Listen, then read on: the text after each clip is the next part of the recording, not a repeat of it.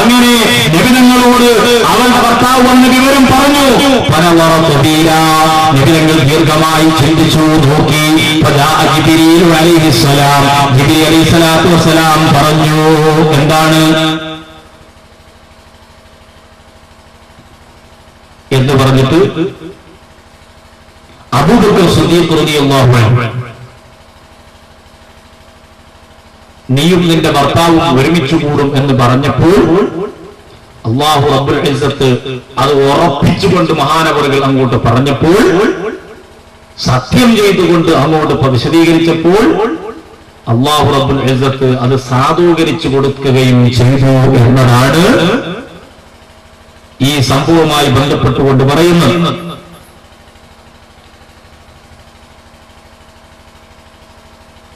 ഈ സംഭവം നബി സല്ലല്ലാഹു അലൈഹി വസല്ലം തങ്ങൾ ഒരു വിഷയം പറഞ്ഞു. ആ വിഷയം സത്യമാകാതെ ശരിയാകാതെ സിദ്ദീഖുൽ അക്ബർ തങ്ങൾ പറഞ്ഞത് സത്യമായില്ലേ?